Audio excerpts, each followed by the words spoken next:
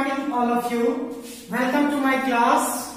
Before starting my class, I would like to repeat last term of previous class, which I teaches perhaps electric potential. After that, the class will be continued. So first we discuss about the term electric potential. Electric potential. Electric potential. तो electric potential है क्या, सबसे पहले ये discuss करें। Electric potential को जानने से पहले थोड़ा सा ये हम ऑलरेडी पढ़ चुके हैं किसी भी कंडक्टर के बारे में कि किसी भी कंडक्टर के अंदर large number of free electron available रहता है और ये जो फ्री इलेक्ट्रॉन है ये जिगजैग पाथ के अंदर है। जैसे अगर हम बात करें, सपोज क्लास का एक एग्जाम्पल है, क्लास में बहुत सारे स्टूडेंट हैं लेकिन जब तक टीचर नहीं आते तब तक कोई इधर बात कर रहा होता, कोई इधर बात कर रहा होता, कोई भी काम प्रॉपर वे में नहीं होता है। क्लास रेगुलर तभी चल पाता है जब टीचर हो।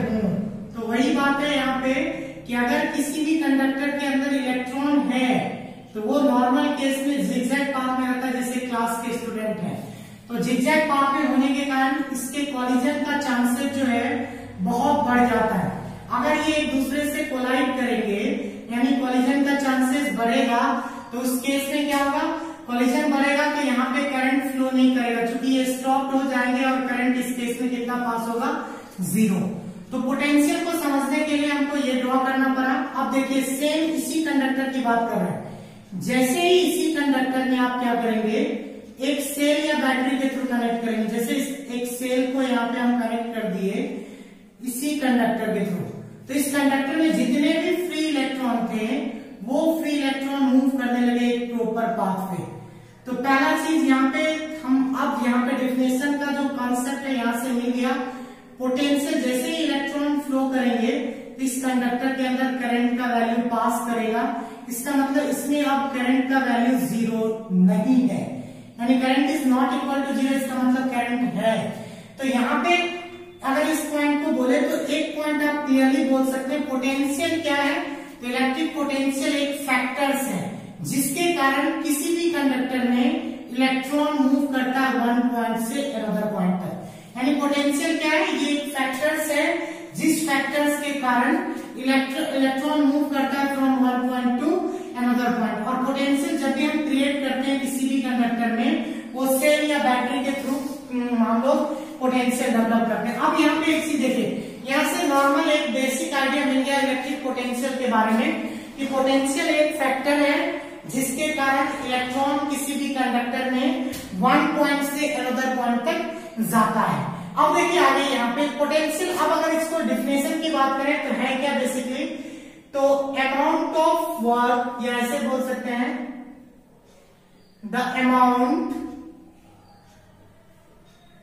amount of work to move a unit charge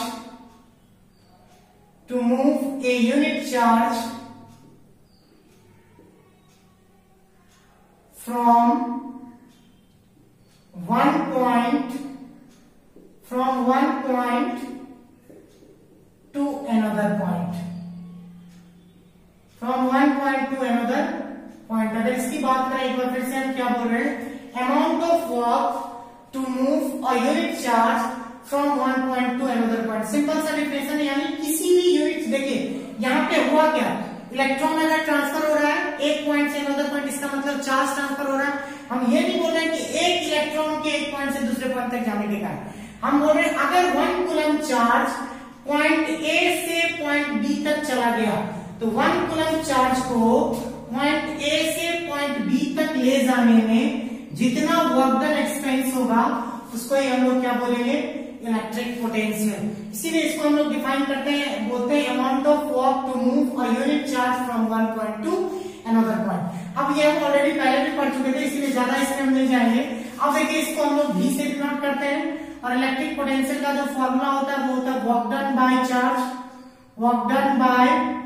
charge की बात करेंगे, वर्क डन बाय चार्ज, और वर्क डन की बात करेंगे तो V is equal to W by Q। अगर इसकी SI यूनिट की बात करें, SI unit of work done क्या होगा, तो आप जानते हैं V इज इक्वल टू, अगर हम वर्क डन के एसआई यूनिट की बात करें तो जूल, 1 जूल, और चार्ज का 1 कूलम। 1 जूल पर कूलम को हम लोग क्या बोलते हैं, 1 वोल्ट। यानी पोटेंशियल, या इसको हम लोग इलेक्ट्रिक पोटेंशियल को वोल्टेज भी बोलते हैं। क्या बोलते हैं, वोल्टेज। तो अगर आपसे पूछा जाए इलेक्ट्रिक पोटेंशियल का एसआई यूनिट क्या होगा, तो आप क्या बोलेंगे, वोल्ट होगा। एसआई यूनिट ऑफ पोटेंशियल क्या होगा आपका, वोल्ट होगा। अब यहां से बात करें 1 वोल्ट को आप डिफाइन कैसे करेंगे, हाउ वी डिफाइन 1 वोल्ट। अगर हम 1 वोल्ट के डिफिनेशन की बात करें तो आप सिंपली यहां से बोल सकते हो, 1 वोल्ट का मतलब हो गया, यहाँ पे देखिए एक पॉइंट ए मान लिए, किसी भी कंडक्टर का एक पॉइंट ए है और इसका दूसरा पॉइंट बी है। इस चीज को समझेंगे, किसी भी कंडक्टर के 1 पॉइंट से अनदर पॉइंट तक अगर कोई भी यूनिट चार्ज को ले जाते हैं, यानी किसी भी यूनिट चार्ज को किसी कंडक्टर के 1 पॉइंट से अनदर पॉइंट तक ले जाने में अगर 1 जूल वर्क डन एक्सपेंस होगा, यानी इस नॉर्मल केस में हम क्या बोल रहे हैं, अगर किसी भी यूनिट चार्ज को, यानी 1 यूनिट चार्ज की बात करें तो 1 कूलम को पॉइंट ए से पॉइंट बी तक जाने में अगर 1 जूल वर्क डन जो है वो वर्क करेगा, तो इसका मतलब 1 वोल्ट हो गया। यानी इसका मतलब क्या बोल सकते हैं, नॉर्मली इसको अगर डिफिनेशन के रूप में लिखें, if 1 joule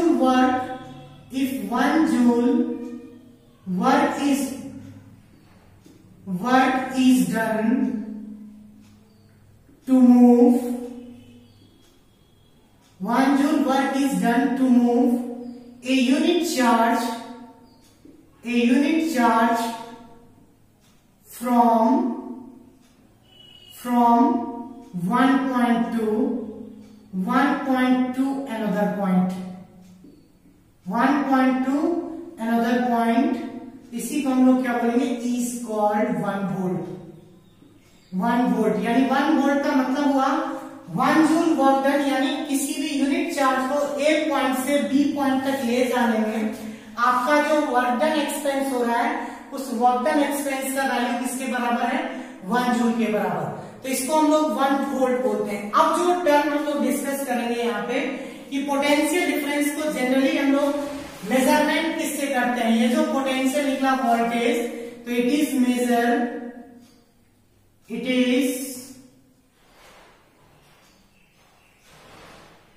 measured by using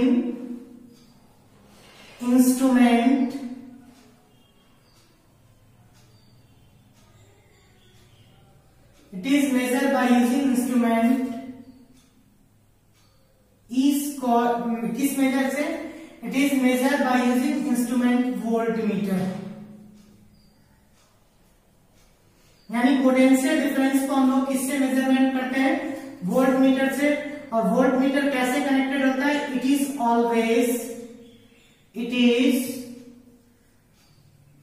always connected parallel to the circuit,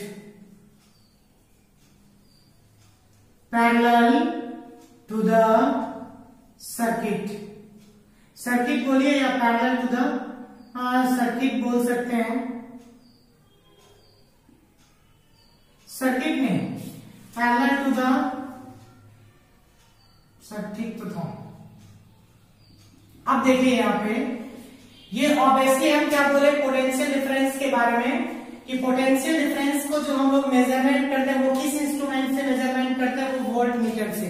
एक और डिवाइस है जिसके थ्रू पोटेंशियल डिफरेंस को मेजर करते हैं, वो डिवाइस है पोटेंशियोमीटर, लेकिन आपको पढ़ना नहीं है 10th के सिलेबस में। लेकिन आप फिलहाल ये जानिए कि वोल्टमीटर एक ऐसा डिवाइस है जिससे पोटेंशियल डिफरेंस को मेजरमेंट करने का काम करते हैं, और ये ऑलवेज सर्किट के साथ पैरेलली कनेक्ट होता है। जब भी वोल्टमीटर कनेक्ट होगा तो सर्किट के साथ पैरेलल में कनेक्ट होगा। अब थोड़ा सा एक चीज दिखाना चाहेंगे, जब हम वोल्टेज इसको एक सर्किट में पहले कनेक्ट करें कि अगर किसी सर्किट में आपको वोल्टेज और करंट का मेजरमेंट करना हो तो वो सर्किट बनेगा कैसे। यहां से एक कॉन्सेप्ट और डेवलप होता है इसी पोटेंशियल डिफरेंस से, ओम्स लॉ। ओम्स लॉ कैसे डेवलप होता है आप देखिए ध्यान से। यहाँ पे हम पोटेंशियल के बारे में ऑलरेडी जान चुके हैं, तो यहाँ से हमको ओम्स लॉ के बारे में जानना है। पोटेंशियल हम ऑलरेडी जान चुके हैं, तो ओम्स लॉ के बारे में कैसे जानेंगे, तो यहाँ से एक चीज इसको डिफाइन करें, ये क्लियर हो जाएगा यहाँ से भी यहाँ पे बात करें, अगर ये दो कंटेनर लेते हैं, एक कंटेनर ए है, एक कंटेनर बी है।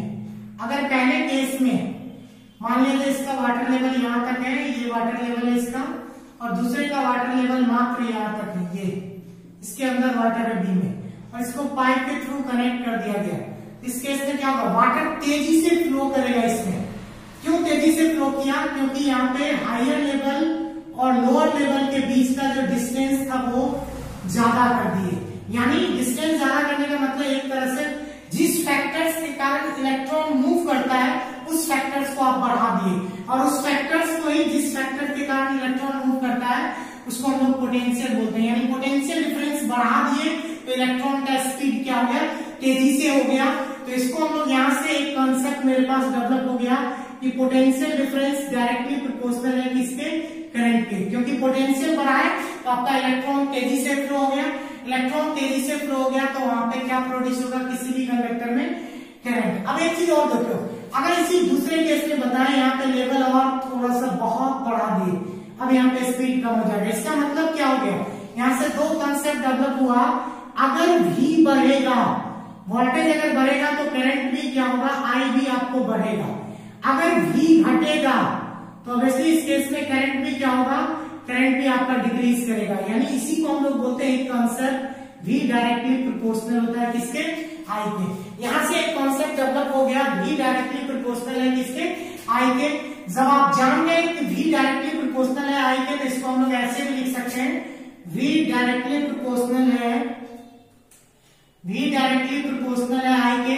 तो यहाँ से डायरेक्टली प्रोपोर्शनल सिंबल को हटाइए, तो फिजिक्स में जब भी हटाते हैं तो एक कांस्टेंट टर्म आता है, तो V is equal to R into I। यहाँ पे V इज इक्वल टू क्या बताए, R into I। Here R is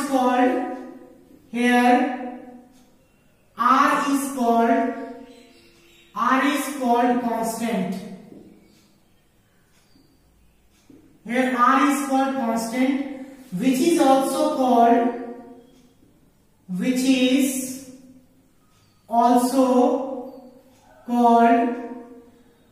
resistance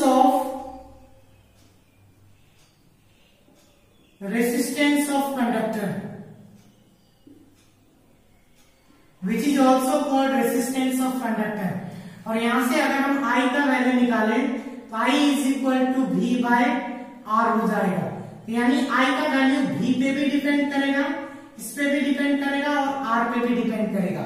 अब यहां से देखिए I का वैल्यू V और R दोनों पे डिपेंड करता है। पहले हम ओम्स लॉ का डिफिनेशन डिफाइन कर दें, फिर हम आएंगे रेसिस्टेंस वाले टर्म पे। रेसिस्टेंस है क्या प्रैक्टिकली, तो यहाँ पे देखेंगे ओम्स लॉ टर्म को डिफाइन करें तो क्या लिखेंगे आप, एट कांस्टेंट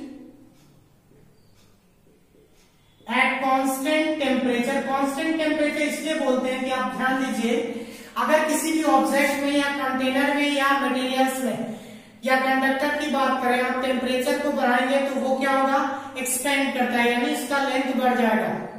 लेंथ बढ़ने से रेसिस्टेंस बढ़ सकता है। तो यहाँ जो रेसिस्टेंस है वो कांस्टेंट है, तो कांस्टेंट है। लेकिन अगर हम यहाँ पे कांस्टेंट नहीं लिखते हैं तो ये R हमारा वेरी कर जाएगा, तो ओम्स लॉ का डिफिनेशन ही गलत हो जाएगा फिर। तो इसीलिए आपको ये लिखना बहुत जरूरी है, at constant temperature. At constant temperature क्या बोलेंगे, when electric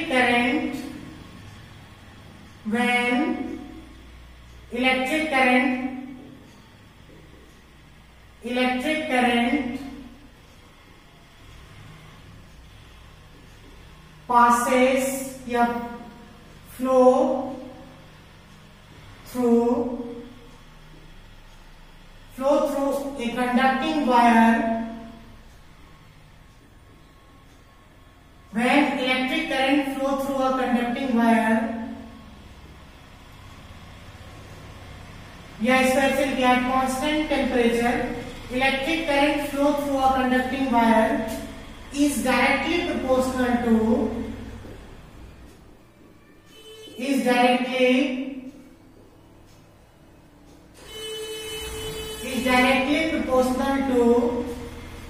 potential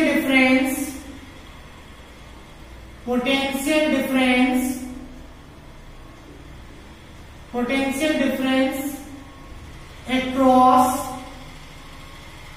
across its and. क्या एक बार फिर से बता दूं, क्या डेफिनेशन बोलेंगे, constant at constant temperature electric current flow through the conducting wire. Constant conducting wire बोलिए या कंडक्टिंग मटेरियल्स बोलिए, एट कांस्टेंट टेम्परेचर पे किसी भी कंडक्टिंग वायर में जो आप इलेक्ट्रिक करंट देंगे, वो इलेक्ट्रिक करंट क्या होता है, डायरेक्टली प्रोपोर्शनल होता है पोटेंशियल डिफरेंस के, वो हम ऑलरेडी जान चुके हैं। ये हो गया डेफिनेशन ऑफ ओम्स लॉ। अब हम लोग जाएंगे एक पॉइंट और, ओम्स लॉ पे अगर जा रहे हैं, अगर किसी सर्किट की बात करें तो मान लिया जाए ये एक सर्किट है, इस सर्किट में ये एक बल्ब लगा दिए हम यहाँ पे, थोड़ा सा इस चीज को समझाने का कोशिश करें। यहाँ पे एक एमीटर भी लगा दो, ammeter always connected in series. यहाँ पे एक सेल के साथ इसको कनेक्ट कर दिए। जैसे इस सर्किट को सेल के साथ कनेक्ट किए तो यहाँ पे आप समझेंगे, यहाँ जो वोल्टेज रहता है वो फिक्स रहता है, बैटरी के थ्रू हम लोग देते हैं 20 वोल्ट दे 25 वोल्ट दे, ये भी फिक्स है। और यहाँ जो बल्ब लगा उसका रेसिस्टेंस भी फिक्स है 5 ओम। तो ऑब्वियसली यहाँ जो रेसिस्टेंस भी फिक्स है, तो इसीलिए बट ये दोनों का वैल्यू फिक्स रहता है, लेकिन करंट का वैल्यू इन दोनों पे डिपेंड करता है, जो कि V/R है। तो यहाँ से I इज इक्वल टू 20/5, जो कि कितना हो जाएगा 4 एम्पियर। अब यहाँ पे आगे बढ़ेंगे, हम किस पॉइंट पे डिस्कस करने वाले हैं, अब हम लोग रेसिस्टेंस के बारे में डिस्कस करेंगे। रेसिस्टेंस है क्या चीज, इस पॉइंट को डिस्कस कर रहे हैं। अगर हम रेसिस्टेंस के बारे में डिस्कस करें तो प्रैक्टिकली पहले हम जानते हैं प्रैक्टिकल रिप्रेजेंटेशन ऑफ रेसिस्टेंस की बात करेंगे। किसकी बात करने के लिए हम बोल रहे हैं, प्रैक्टिकल रिप्रेजेंटेशन ऑफ रेसिस्टेंस की बात कीजिए। तो प्रैक्टिकल रिप्रेजेंटेशन ऑफ रेसिस्टेंस। क्या है प्रैक्टिकल रिप्रेजेंटेशन ऑफ रेसिस्टेंस, ध्यान से समझिए। मान लिया जाए कोई भी हम कॉपर वायर लेते हैं, अगर एक कॉपर वायर लिए तो ऑब्वियसली अगर हम कॉपर वायर ले रहे तो आप जानते हैं कॉपर वायर है तो ऑब्वियसली इसमें कॉपर का जो एटम्स है वो प्रेजेंट होगा। तो यहाँ पे हम बात कर रहे हैं एक कॉपर वायर ले लिए, यहाँ पे एक कॉपर वायर ले लेते हैं, ये कॉपर वायर ले लिए, तो ऑब्वियसली ये कॉपर वायर लिए हैं तो इसमें कॉपर के एटम्स प्रेजेंट होंगे। अगर आयरन वायर लेते तो आयरन के एटम्स प्रेजेंट होते, तो यहाँ पे बहुत सारे कॉपर के एटम्स भी प्रेजेंट हैं इस कॉपर वायर के अंदर। और यहाँ पे बहुत सारे ये तो प्रेजेंट नहीं, क्योंकि ये कॉपर वायर जो है वो कंडक्टर है, तो कंडक्टर है तो इसमें बहुत सारे फ्री इलेक्ट्रॉन भी क्या होंगे, अवेलेबल होंगे, प्रेजेंट करेंगे इनसाइड। तो कॉपर वायर पहले तो हम ये बोले कि कॉपर के एटम्स भी होंगे और बहुत सारे फ्री इलेक्ट्रॉन भी होंगे, जिसको हम लोग ई से डिनोट कर रहे हैं। तो देखिए तो होगा क्या, जब इसको अभी तो ये स्टैटिक कंडीशन में है तो कुछ भी नहीं होगा, जैसे ही इसको आप मोशन में लाने का कोशिश करेंगे तो मोशन में लाने के लिए आपको पोटेंशियल डेवलप करना है। तो जैसे ही आप पोटेंशियल डेवलप करेंगे तो क्या होगा इस केस में, जैसे हम पोटेंशियल डेवलप किए तो ये किससे डेवलप कर सकते हैं, सेल या बैटरी के थ्रू कर सकते हैं। तो यहाँ पे जब हम पोटेंशियल डेवलप किए तो ये इलेक्ट्रॉन है तो इलेक्ट्रॉन तो मूव करेगा, हो सकता है किसी किसी केस में इलेक्ट्रॉन के सामने ये कॉपर का एटम्स आ जाए। तो जैसे ही कॉपर का एटम्स इलेक्ट्रॉन के सामने आएगा तो ये कोलाइड करेगा, इसका मतलब इलेक्ट्रॉन जैसे ही ये कोलाइड करेगा तो इलेक्ट्रॉन के फ्लो स्पीड को क्या कर देगा, ये कम कर देगा। तो ये जो कम कर दिया तो इस तरह एक चीज देखिए, अगर अच्छा कंडक्टर तो उस केस में जितना अच्छा कंडक्टर रहेगा उसमें उतना कम कॉलिजन होगा एटम्स और इलेक्ट्रॉन के बीच। किसके बीच, एटम्स, उस एटम मतलब कोई भी मटेरियल्स है उसके एटम और इलेक्ट्रॉन के बीच, एटम्स और इलेक्ट्रॉन के बीच क्या होगा, कॉलिजन होता है। तो जितना ज्यादा कॉलिजन होगा उतना ज्यादा डिस्टरबेंस क्रिएट होगा, और उतना ज्यादा डिस्टरबेंस क्रिएट होगा तो उतना कम करंट फ्लो करेगा इस कंडक्टर के अंदर, यानी इस कंडक्टिंग वायर के अंदर। और यही प्रॉपर्टीज, यानी जिस प्रॉपर्टीज के कारण किसी भी कंडक्टर में इलेक्ट्रॉन के फ्लो को या इलेक्ट्रिक करंट के फ्लो को क्या कर देता है, वो कम कर देता है या अपोज करता है, उस प्रॉपर्टीज को ही हम लोग क्या बोलते हैं, रेसिस्टेंस। अब यहाँ पे एक चीज और देखिए, जब ये इलेक्ट्रॉन फ्लो को ये एटम्स क्या करेगा, अपोज करेगा, तो ऑब्वियसली कॉलिजन हुआ तो करंट क्या हो जाएगा, डिक्रीज करेगा। करंट डिक्रीज करेगा इसका मतलब करंट को अपोज कर रहा है, तो इसको हम लोग रेसिस्टेंस के वैल्यूज, अब ये तो हो गया प्रैक्टिकली। और डिफाइन कैसे करेंगे रेसिस्टेंस को, द प्रॉपर्टीज ऑफ कंडक्टर लिख सकते हैं आप the properties of conductor which opposes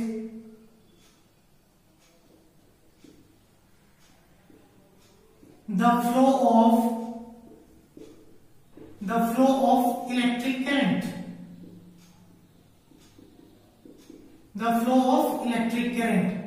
यानी एक ऐसा प्रॉपर्टी जिसके कारण, यानी किसी भी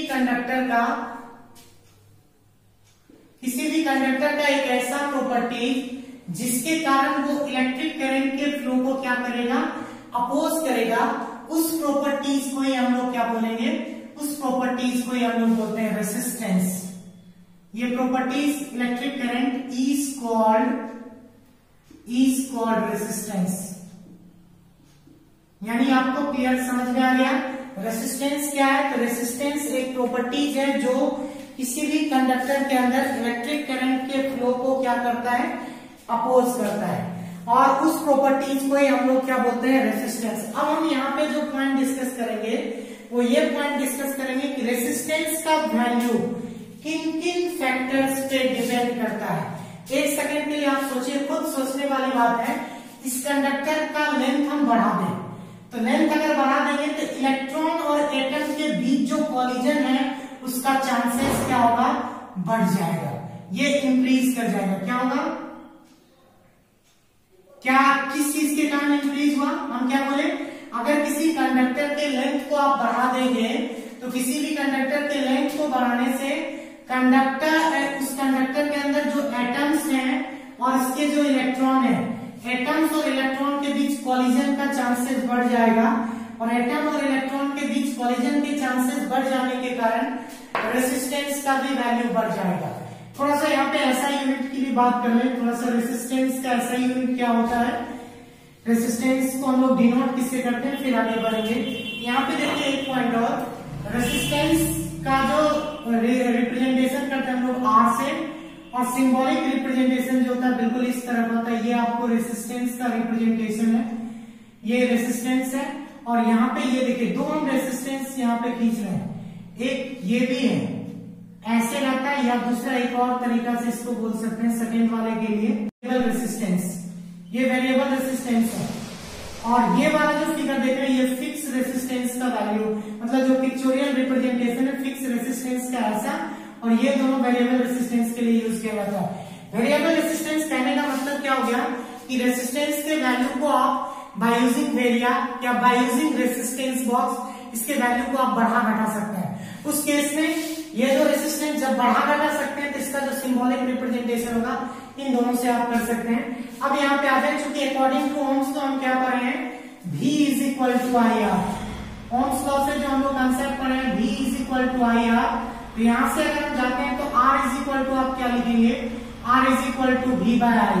यहाँ से अगर R is equal to V by I हो जाएगा तो उस केस में थोड़ा सा और आगे बढ़े, रेसिस्टेंस कैसा यूनिट पे जा रहा है, तो यहाँ पे V का जो ऐसा यूनिट होगा वो वोल्ट के लिए पोटेंशियल है, इसका एक वोल्ट, और यहाँ पे एम्पियर, तो 1 वोल्ट पर एम्पियर को ही हम लोग बोलते हैं 1 ओम, और 1 ओम इसका जो पिक्चोरियल रिप्रेजेंटेशन होता है, यानी ऐसा यूनिट 1 ओम का बिल्कुल इस तरह से रिप्रेजेंट करते हैं, ये आपको ओम कहलाता है।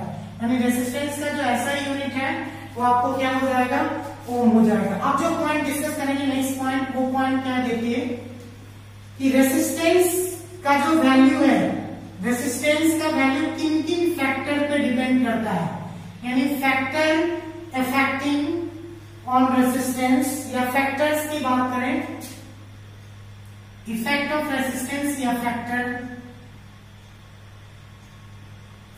क्या क्या है रेसिस्टेंस के लिए। पहला तो आपको पहले ही बता दिए, वो वीडियो के थ्रू पे फर्स्ट जो था वो वायर को अगर लेंथ बढ़ाते हैं तो रेसिस्टेंस का वैल्यू बढ़ता है, यानी R जो है वो डायरेक्टली प्रोपोर्शनल होता है किसके, लेंथ के।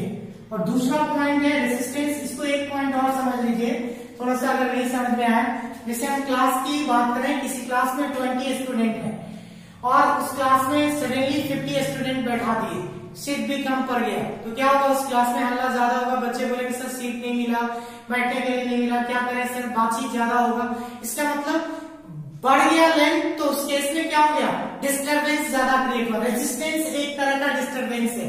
किसका डिस्टरबेंस है, जो करंट फ्लो कर रहा था किसी कंडक्टर में उसका डिस्टरबेंस। तो सेम कंसेप्ट, अगर लेंथ बढ़ेगा तो उस केस में क्या होगा, एटम्स और फ्री इलेक्ट्रॉन के बीच कॉलिजन का चांसेस बढ़ेगा, और एटम और फ्री इलेक्ट्रॉन के बीच कॉलिजन के चांसेस बढ़ने से उसका क्या हो जाएगा, रेसिस्टेंस भी बढ़ेगा। तो पहला पॉइंट तो क्लियर हो गया, रेसिस्टेंस डायरेक्टली प्रोपोर्शनल है लेंथ के। दूसरा पॉइंट बात करेंगे रेसिस्टेंस इनवर्सली प्रोपोर्शनल है क्रॉस सेक्शन एरिया के। इस पॉइंट को समझेंगे। क्रॉस सेक्शन एरिया इसको बोलते हैं, देखिए ध्यान से इस फिगर में, थिकनेस को, थिकनेस का मतलब मोटाई। ये वाला जो पार्ट है, ये जो शेडो पार्ट है, इसको हम लोग बोलते हैं क्रॉस सेक्शन एरिया। यानी अगर क्रॉस सेक्शन एरिया बढ़ेगा तो आपका रेसिस्टेंस का वैल्यू घटेगा। इसका मतलब क्या हुआ, सिंपल मीनिंग्स में अगर वायर की मोटाई बढ़ा दी जाए तो उस केस में रेसिस्टेंस का वैल्यू क्या हो जाएगा, कम हो जाएगा, और जितना थिकर रहेगा उतना ही रेसिस्टेंस का वैल्यू उसमें कंसिस्ट करेगा। तो इन दोनों पॉइंट से आप एक चीज देखेंगे, ये भी वही कंसेप्ट में आ गया, वॉल्यूम बढ़ रहा है तो उस केस में वॉल्यूम बढ़ रहा है तो ऑब्वियसली क्या होगा, उसमें जो फ्री इलेक्ट्रॉन के कॉलिजन का चांसेस बढ़ेगा। अब यहाँ पे आ जाएंगे, फ्रॉम इक्वेशन 1 एंड 2 की बात करें, फ्रॉम इक्वेशन 1 एंड 2, 1 एंड 2 से अगर आप जाते हैं तो क्या पॉसिबिलिटीज है इसके बारे में हम डिस्कस करेंगे।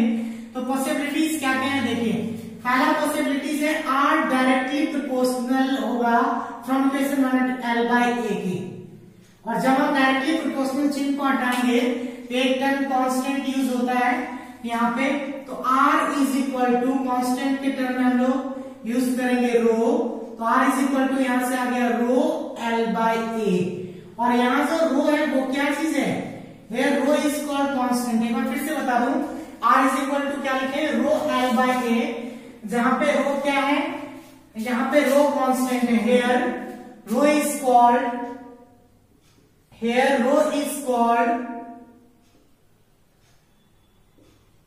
रो इज कॉल्ड कांस्टेंट। रो क्या है आपका, कांस्टेंट है, जिसको हम लोग क्या बोलते हैं, which is also called, which is also called resistivity, which is also called resistivity of materials,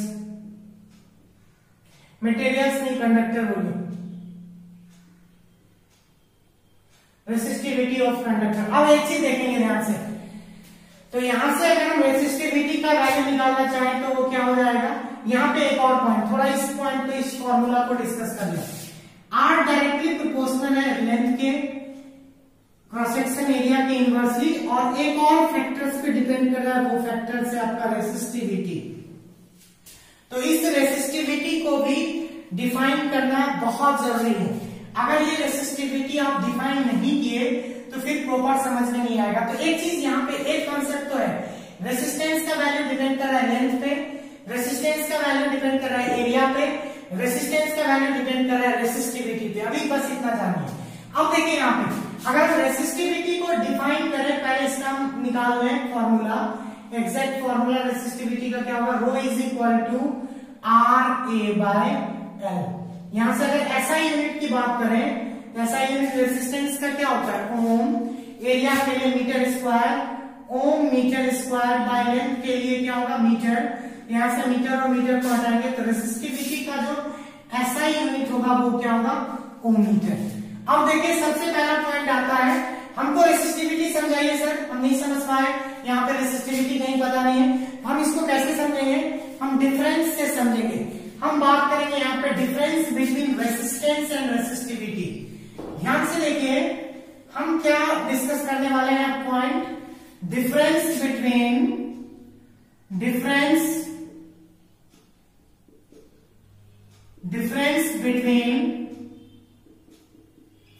resistance and resistivity, difference between resistance and resistivity।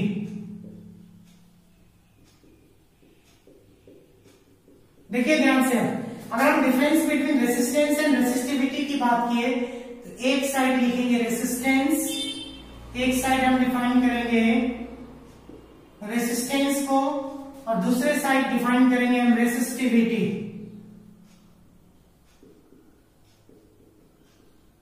पहला चीज देखिए, अगर हम रेसिस्टेंस के डिफिनेशन पे जाएं तो क्या लिख सकते हैं रेसिस्टेंस का definition? The properties of conductor which opposes the flow of current. Simple concept है, आप लिख दें the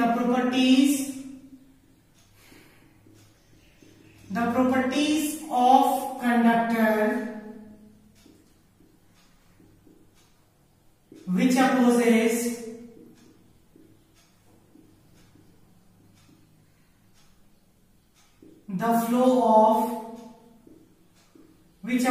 the flow of current। यानी किसी भी कंडक्टर का ऐसा प्रॉपर्टी जिसके कारण वो करंट के फ्लो को क्या करेगा? अपोज करेगा। और रेसिस्टिविटी क्या लिखेंगे? Ability of material of conductor, ability of material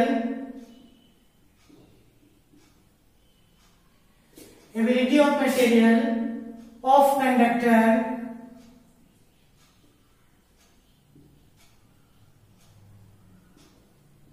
to oppose current, oppose current. अब आप लोग को ऐसा लग रहा होगा कि पढ़ने से इस सेंटेंस को सब दोनों डेफिनेशन एक है, लेकिन दोनों डेफिनेशन एक नहीं है। ये कैसे एक नहीं है इसको बताना बहुत जरूरी है।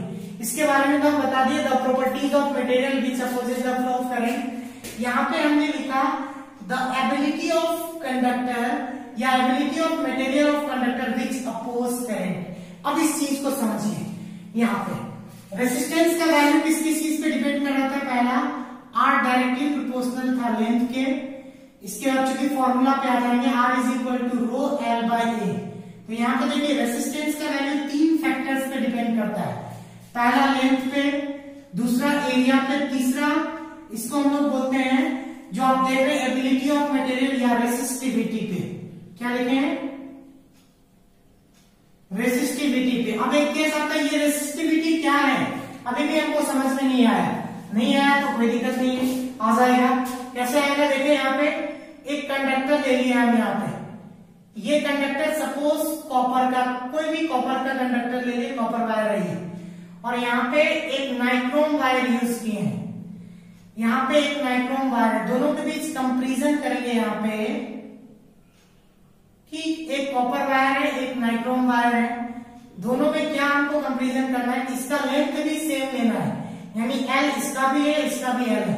इसका भी क्रॉस सेक्शन एरिया A है, इसका भी क्रॉस सेक्शन एरिया A है। हम क्या बोले? आप 2 वायर लीजिए जिसका लेंथ सेम है, तो इसका भी लेंथ L है, इसका भी लेंथ L है, इसका भी क्रॉस सेक्शन एरिया है, इसका भी क्रॉस सेक्शन एरिया है। जब इन दोनों को आप कंपेयर करेंगे, यानी जब इसमें आप रेसिस्टेंस का मेजरमेंट करेंगे, तो आप देखेंगे कि नाइक्रोम वायर का रेसिस्टेंस जो है, यानी resistance of nichrome wire about 40 times greater होगा किससे? रेसिस्टेंस ऑफ कॉपर वायर से। ये लगभग 40 टाइम्स ग्रेटर होता है। इसका मतलब क्या हो गया कि ये दो चीज तो इसके लिए भी था। देखिए यहाँ पे एरिया भी सेम है, लेंथ भी सेम है, ये 2 चीज है। तीसरा फैक्टर रेसिस्टेंस किस पे डिपेंड कर रहा है? इस तीसरा फैक्टर रो पे, और इसी रो को बोलते हैं, ये किसका बना हुआ है? कॉपर का। यानी उस मटेरियल का जो अपना प्रॉपर्टीज है, यानी ability of material to conduct, यहाँ कंडक्ट लिख दिए, ability of material of conductor, सही है वो, ability of material of conductor to oppose current. तो देखिए ये जो यहाँ पे जो तीसरा फैक्टर काम किया, ये क्यों 40 टाइम्स ग्रेटर है? क्योंकि इस मटेरियल का जो एबिलिटी है अपोज करने की वो ज्यादा है। तो यानी मटेरियल्स का एबिलिटी है, ये इसके लेंथ पे ना ही डिपेंड करना है, ना ही क्रॉस सेक्शन एरिया पे। तो ability of material of conductor, इसका मतलब यही हुआ कि वो आपको ना तो लेंथ पे डिपेंड करेगा, ना ही एरिया पे डिपेंड करेगा। जैसे एक सेकंड के लिए एग्जांपल ले, एक आयरन रड है और एक मिट्टी का रड है। सपोज मिट्टी का कोई सेक्विक लगा करके रड बना गया, तो दोनों में आपसे पूछा रेजिस्टेंस कौन ज्यादा स्ट्रॉन्ग होगा, तो आयरन में स्ट्रॉन्ग होगा। तो आप बोलेंगे क्यों, क्योंकि वो उसके मटेरियल्स पे डिपेंड कर रहा है, ये आयरन मटेरियल्स का बना होता है। तो मटेरियल्स ऑफ कंडक्टर जो बेसिकली है ability of material of conductor, उसी को हम लोग क्या बोलते हैं, रेसिस्टिविटी। रेसिस्टिविटी मटेरियल्स पे डिपेंड करता है, मटेरियल्स के एबिलिटी पे डिपेंड करता है, ये इसको हम लोग बोलेंगे इज कॉल्ड रेसिस्टिविटी। तो दूसरा जो डिफरेंस होगा यहाँ पे, वो दूसरा डिफरेंस ये होगा, रेसिस्टेंस का ऐसा यूनिट होता है ओम, और रेसिस्टिविटी का ऐसा यूनिट क्या होता है, अभी आप देखेंगे ओम मीटर। तीसरा चीज, रेसिस्टेंस का वैल्यू किस किस चीज पे डिपेंड करता है, एरिया पे डिपेंड करता है, लेंथ पे डिपेंड करता है, और इसके अलावा रेसिस्टिविटी पे। लेकिन रेसिस्टिविटी का वैल्यू ना तो लेंथ पे डिपेंड करता है, ना ही एरिया पे, ये सिर्फ मटेरियल के प्रॉपर्टीज पे, properties of material, properties of material, ये प्रॉपर्टीज ऑफ मटेरियल पे डिपेंड करता है। अब जो पॉइंट यहां पे डिस्कस करेंगे, यहां तक तो ये क्लियर हो गया कि रेसिस्टेंस और रेसिस्टिविटी के बीच मेन डिफरेंस क्या है, वो उसके रेसिस्टिविटी प्रॉपर्टीज ऑफ मटेरियल पे डिपेंड करेगा, जबकि रेसिस्टेंस का value length, cross section area और प्रॉपर्टीज तीनों पे डिपेंड करता है। तो इस केस में हम लोग बोलते हैं properties of conductor to oppose the flow of current, और यहाँ पे हम लोग बोलते हैं ability of material of conductor, यानी उस कंडक्टर का किस चीज से वो मटेरियल बना हुआ है उसके एबिलिटी पे डिपेंड करता है रेसिस्टिविटी। अब यहाँ से आगे एक पॉइंट और बढ़ेंगे, स्पेसिफिक रेसिस्टिविटी। तब हम लोग आगे बढ़ेंगे ग्रुपिंग ऑफ रेसिस्टेंस में। पहले इसकी बात कर लें, यहाँ पे जो पॉइंट डिस्कस करेंगे वो पॉइंट क्या है, अब जो पॉइंट डिस्कस करेंगे वो पॉइंट है आपका स्पेसिफिक रेसिस्टिविटी। अब जो पॉइंट डिस्कस करना है वो स्पेसिफिक रेसिस्टिविटी है। पहले हमको रेसिस्टिविटी के फॉर्मूला पे जाए, क्या मिला रेसिस्टिविटी का formula, rho is equal to R, ये यहां से ये डेवलप कर लीजिए, आर इज इक्वल टू क्या फॉर्मूला होता है, रो एल बाय ए। यहां से रेसिस्टिविटी का फॉर्मूला क्या होगा, rho is equal to R A by L. अब देखिए ध्यान से, हम स्पेसिफिक रेसिस्टिविटी किसको बोलते हैं, स्पेसिफिक रेसिस्टिविटी किस केस में डिफाइन किया जाता है। अगर आप इस केस में, अगर हम यूनिट लेंथ और यूनिट क्रॉस सेक्शन एरिया की बात करें, for unit length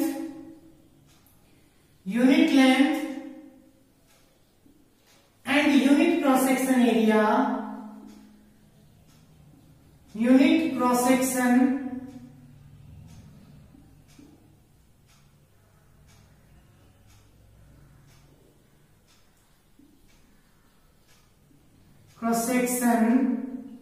area, for unit length and unit cross section area क्या हो जाएगा, resistivity of material is numerically equal to resistance.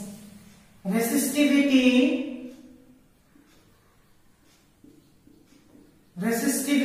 of materials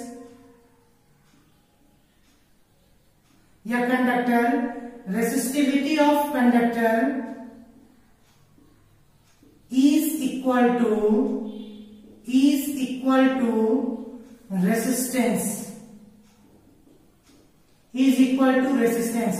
यानी यूनिट क्रॉस सेक्शन एरिया के case में, unit length और यूनिट क्रॉस सेक्शन एरिया के case में क्या होगा, resistivity of material numerically equal होगा किसके, रेसिस्टेंस के। और रेसिस्टिविटी ऑफ मटेरियल जब for unit length and unit cross section area, यहां पे लिखना था unit length and unit cross section area, resistivity of material या resistivity of conductor is equal to resistance, then it is called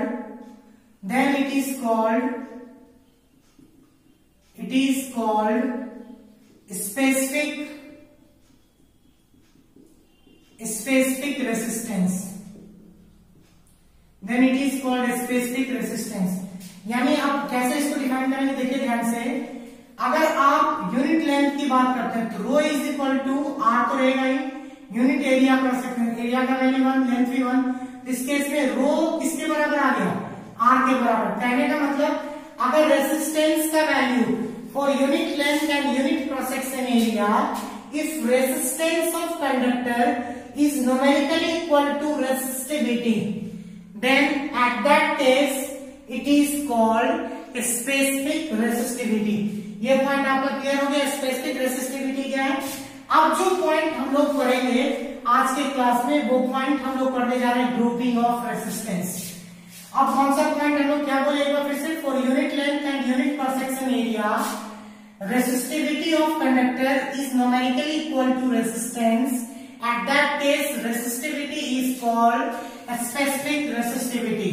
अब यहाँ पे हम बात करेंगे ग्रुपिंग ऑफ रेसिस्टेंस की, यानी रेसिस्टेंस को कैसे आपको कनेक्ट करना है। आज हम सिर्फ थोड़ा एक ही पार्ट पढ़ाएंगे, या हो सकता है कंप्लीट कर दे, देखते हैं टाइम पे। अब यहाँ पे बात करें सबसे पहले grouping of resistance, grouping of resistance की बात कर रहे हैं। ग्रुपिंग ऑफ रेसिस्टेंस क्या चीज है, इस चीज को आपको समझना है। पहला जो पॉइंट है ग्रुपिंग ऑफ रेसिस्टेंस में, वो पॉइंट हम डिस्कस करेंगे सीरीज कनेक्शन। पहला जो कनेक्शन डिस्कस करेंगे सीरीज कनेक्शन। पहले इसको पढ़ना है, वैसे तो दो कनेक्शन पढ़ना है, सीरीज एंड पैरेलल कनेक्शन।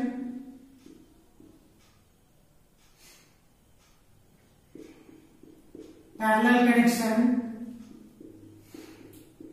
अब पहला पॉइंट देखिए, जो फर्स्ट पॉइंट हम लोग पढ़ेंगे वो पॉइंट पढ़ेंगे सीरीज कनेक्शन। तो सीरीज कनेक्शन है क्या चीज, सीरीज कनेक्शन, इस चीज को समझेंगे। यहां पे हम तीन रेसिस्टेंस ले लिए, यहां पे एक रेसिस्टेंस लिए R1, एक दूसरा रेसिस्टेंस R2, एक तीसरा रेसिस्टेंस लेंगे यहाँ पे R3। आपको तीन रेसिस्टेंस लेना है, उसको एक सेल या बैटरी के थ्रू कनेक्ट करना है। इस तीन रेसिस्टेंस को एक सेल या बैटरी के थ्रू हम कनेक्ट कर दिए, क्योंकि जब तक सेल या बैटरी के थ्रू, अब यहाँ पे जैसे ही कनेक्ट करते तो आप एक चीज समझेंगे, तो ओम्स लॉ से आप जानते हैं V is equal to IR। मान लिया इस रेसिस्टेंस का नेमिंग करते हैं, ये R1 है, ये रेसिस्टेंस का नेमिंग R2 है, ये रेसिस्टेंस का नेमिंग R3 है। तो ध्यान से देखिए, इस पॉइंट का नेमिंग कर दीजिए A, इस पॉइंट का नेमिंग कीजिए B, इस पॉइंट का नेमिंग करेंगे C, इस पॉइंट का नेमिंग करेंगे D। अब यहां से एक पॉइंट और बता दें, यहां से यहां इस पॉइंट का यानी A से B तक जो चार्ज ट्रांसफर होगा उसको ही पोटेंशियल बोलते हैं। Amount of work done to move of charge unit charge from one point to another point. तो यहां से देखिए A से C चार्ज को मूव करना है, ये जो इलेक्ट्रॉन भेजेगा यानी चार्ज तो इधर से आएगा, इसके कारण जो मूवमेंट होगा इलेक्ट्रॉन यहां से यहां तक, तो इसका इसीलिए यहाँ पे वोल्टेज रिप्रेजेंटेशन कर दिए यहाँ से A से C पॉइंट का V1। इसको क्या करेंगे, इसको आप V1 को ये भी बोल सकते हैं VA minus VC is equal to कितना V1। ये पोटेंशियल डिफरेंस A और C के बीच का है। अब देखिए C और D के बीच की बात करें, इसका पोटेंशियल डिफरेंस है V2। तो V2 का मतलब इस दो पॉइंट के बीच का पोटेंशियल डिफरेंस, तो V2 का मतलब हो गया VC माइनस VD, यानी VC और VD के बीच का जो पोटेंशियल डिफरेंस है उसको क्या रिप्रेजेंट किया गया V2। तीसरा जो टर्म देख रहे हैं, ये यहां से यहां का पोटेंशियल डिफरेंस मान लेते हैं V3।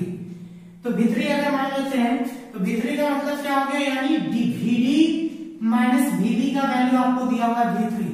तो इस केस में क्या है उसकी अगर बात करें, अगर हम मान लेते हैं यहाँ पे टोटल पोटेंशियल है आपको, यहां से हम करंट प्रोवाइड कर रहे हैं, आई करंट मान लीजिए, तो यहां से आई करंट दे रहे हैं। तो चूंकि ये सीरीज कनेक्शन है, तो एक बात देखिए यहाँ पे कोई ब्रांचिंग नहीं है, यानी जो भी करंट देंगे आप सारा current same amount of current यहाँ पे जाएगा। सीरीज करंट में क्या होता है, सीरीज कनेक्शन में एक पॉइंट तो आपको याद रखना है, in case of series connection amount of current will be same. क्या होगा in case of series connection में, क्या होगा in case of series connection, series connection amount of current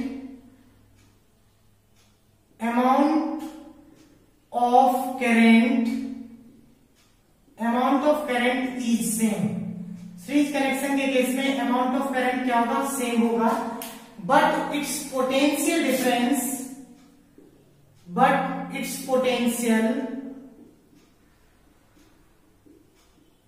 potential E changes.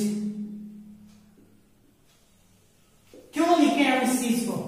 देखिए, क्योंकि यहां से यहां देखिए हर पॉइंट का सीरीज कनेक्शन है, तो रेसिस्टेंस R1 का जो पोटेंशियल डिफरेंस होगा वो VA माइनस VC होगा, जो कि V1 के बराबर है। रेसिस्टेंस R2 का जो पोटेंशियल डिफरेंस है वो VC माइनस VD होगा, जो कि V2 के बराबर है। और रेसिस्टेंस R3 का जो पोटेंशियल डिफरेंस है वो VD माइनस VB होगा, जो कि V3 के बराबर है। जबकि अमाउंट ऑफ करंट सब में सेम अमाउंट ऑफ करंट जा रहा है, मान लीजिए चाहे I करंट पास हो रहा है, तो इस केस में क्या है, अमाउंट ऑफ करंट सेम है बट इसका पोटेंशियल डिफरेंस चेंज है। तो मान लेते हैं कि let the total potential is V। मान लीजिए यहाँ पे let the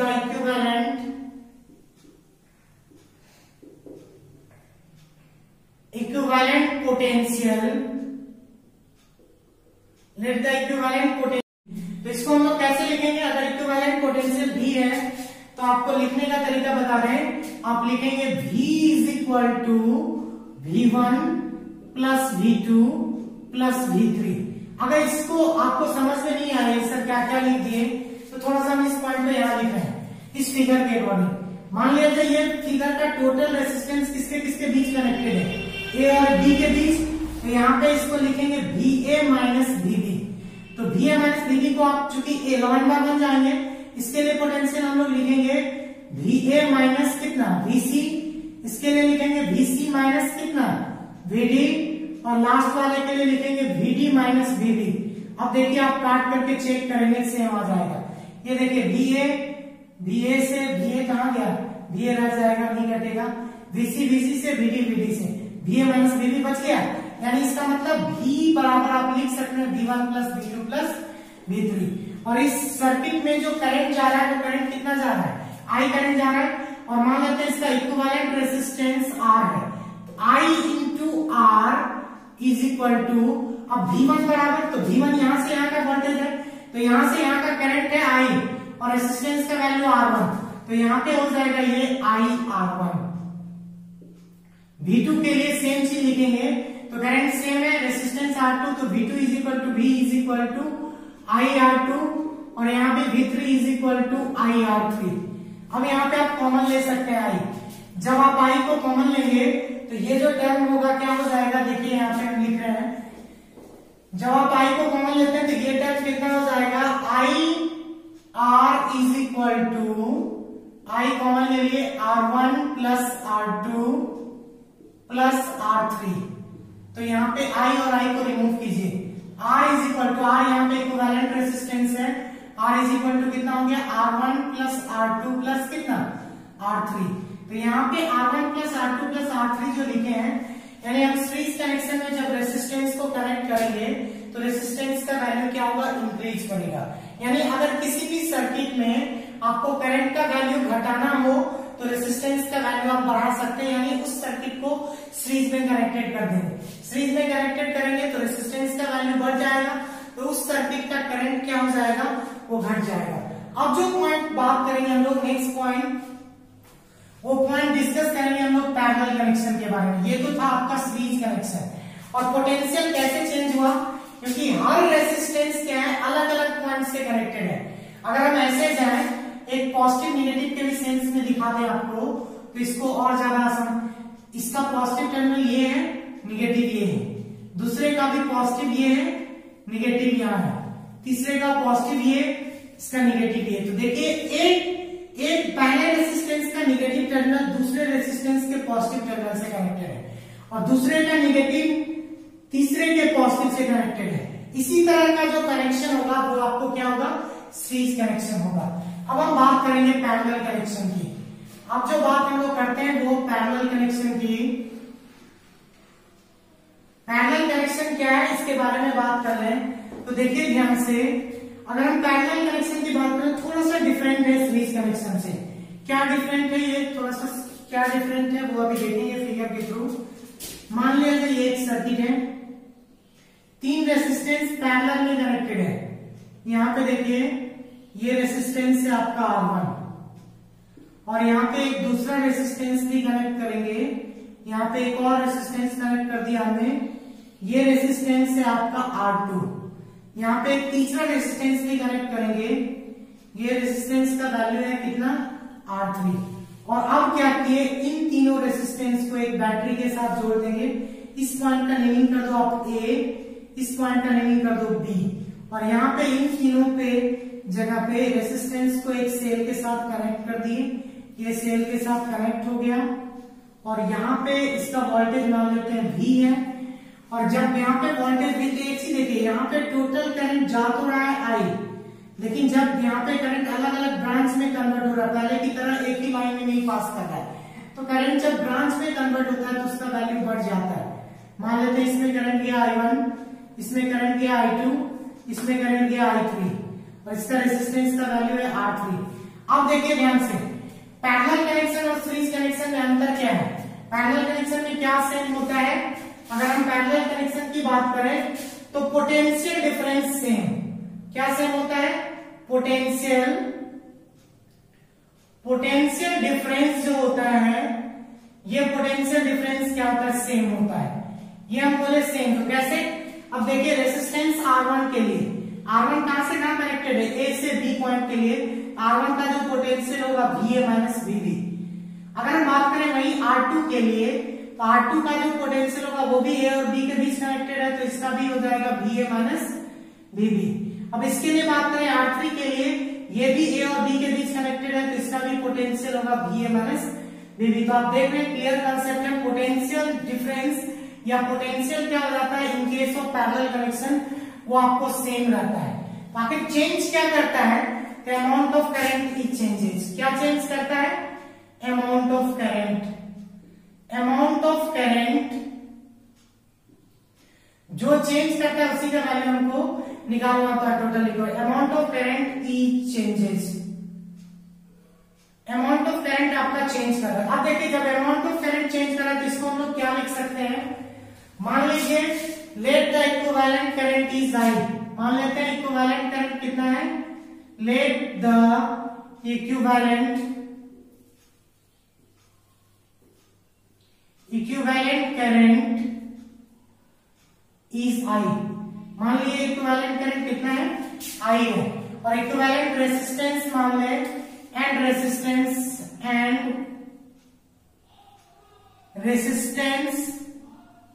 R, equivalent current का I, रेजिस्टेंस R। अब यहां से देखेंगे, आप इसको लिख सकते हैं I is equal to I1 plus I2 plus I3, क्योंकि रूल क्या होता है, किरचॉफ्स पॉइंट रूल से किसी भी पॉइंट पे जितना करंट इनकमिंग होता है तो I इनकमिंग है, जितना इनकमिंग हुआ उतना ही आउटगोइंग होगा, यानी इन तीनों का वैल्यू इसके बराबर होना चाहिए। इसीलिए हमने लिखा V इज इक्वल टू, चूंकि आप जानते हैं I is equal to I1 plus I2 plus I3। अब यहां से आगे फॉर्मूला क्या होता है, V is equal to I, ये फॉर्मूला ओम्स लॉ से हम क्या पढ़े, ओम्स लॉ से, यहाँ पे इक्वेशन 1 मान लीजिए इसको, ओम्स लॉ से हम पढ़े V is equal to IR, तो V is equal to IR पढ़े हैं, तो I इज इक्वल टू निकालना है हमको, तो I इज इक्वल टू हो जाएगा V बाय R। तो इस टर्म को देखिए हम यहाँ पे लिख रहे हैं, इसके बाद इस टर्म के बाद हम यहाँ से लिखेंगे, तो पहला जो टर्म है I, तो उसके जगह लिखेंगे V, टोटल वोल्टेज मान लेते हैं V है, जो कि VA माइनस VB के बराबर, तो आप एक काम कीजिए VA माइनस VB भी लिख सकते हैं टोटल, क्योंकि बैटरी भी A और B के बीच कनेक्टेड है, VA minus VB by R, equivalent resistance आप R माने R लिख लीजिए। अब क्या लिखा हुआ आगे देखिए I1 की बात करें तो I1 इसका करंट है, इस ब्रांच में I1 current, I is equal to V by R, तो यहाँ का वोल्टेज कितना है, वोल्टेज तो सेम है, तो वोल्टेज सेम है, इसीलिए इसके लिए भी हम लिखेंगे VA minus VB, but resistance का वैल्यू चेंज है R1। फिर इसके लिए जाएंगे इस केस में, चूंकि हमको निकालना है I2 का वैल्यू, तो I is equal to V by R, तो वोल्टेज तो इसका भी सेम है बट रेजिस्टेंस का वैल्यू R2, तो यहाँ पे हो जाएगा VA minus VB bye R2। अब इसको अगर तीसरे के लिए देखें, थर्ड केस में I3 के लिए, तो फिर पोटेंशियल डिफरेंस सेम है, रेजिस्टेंस का वैल्यू है R3, तो VA minus VB bye R3। तो यहां से आप कॉमन लेंगे, क्या कॉमन लेंगे, VA माइनस VB, इसको कर दीजिए बाय R, यहां से हम कॉमन ले लेते हैं VA minus VB। VA minus VB अगर आप कॉमन लेंगे तो यहाँ क्या बचेगा, यहाँ जो टर्म बचेगा 1 by R1 plus 1 by R2 plus 1 by R3। इस केस में VMSBB को हटा दीजिए। जो फाइनल फॉर्मूला आएगा आपको यहां से वो क्या आएगा, फाइनल फॉर्मूला ये आ जाएगा 1/R इक्विवेलेंट या आरपी जो भी लिखना है, 1/R इक्विवेलेंट या आरपी जो भी लिखना चाहे, 1/R1 plus 1/R2 plus 1/R3। तो एक चीज देखिए ध्यान से, पैरेलल कनेक्शन में रेसिस्टेंस का वैल्यू डिक्रीज कर रहा है। डिक्रीज कर रहा है कैसे, मान लीजिए हम दो रेसिस्टेंस लेते हैं, सिर्फ दो, तो एक R1 ले लेते हैं, R1 का वैल्यू अपने 1 से रख लिए 4 ओम, और दूसरा वैल्यू R2 ले लेते हैं जिसका वैल्यू रख लिया अपने 1 से 8 ओम। ये दो वैल्यू रखे। अब इसका इक्विवेलेंट निकालना पैरेलल से, तो पैरेलल से जब इक्विवेलेंट निकालेंगे तो आप क्या देखेंगे, 1/R1 की जगह 4 रखना है, R2 की जगह 8 रखना है, तो एलसीएम करेंगे तो कितना हो जाएगा, 8 हो जाएगा। तो 4 2 जा और 8 1 जा, तो ये R इक्विवेलेंट हो गया। तो R इक्विवेलेंट का वैल्यू कितना हो गया, उल्टा कर देंगे तो 8/3। तो देखिए 8/3 का मतलब ये लगभग 2 से भी छोटा वैल्यू चला गया। इसका मतलब ये हो गया, इन दोनों के वैल्यू को अगर हम कनेक्ट कर रहे हैं पैरेलली तो हमको छोटा वैल्यू मिल रहा है। इसका मतलब रेसिस्टेंस का वैल्यू जब आपको घटाना हो तो आप सर्किट को किसमें कनेक्ट करेंगे, पैरेलली। और पैरेलल कनेक्ट करेंगे तो उसमें क्या होगा, रेसिस्टेंस का वैल्यू तो घटेगा, बट उस केस में जब रेसिस्टेंस का वैल्यू किसी भी सर्किट में घटेगा तो करंट आप जानते हैं ऑलरेडी बढ़ जाएगा। आज के लिए बस इतना ही, अगले क्लास में इससे आगे टर्म पढ़ेंगे।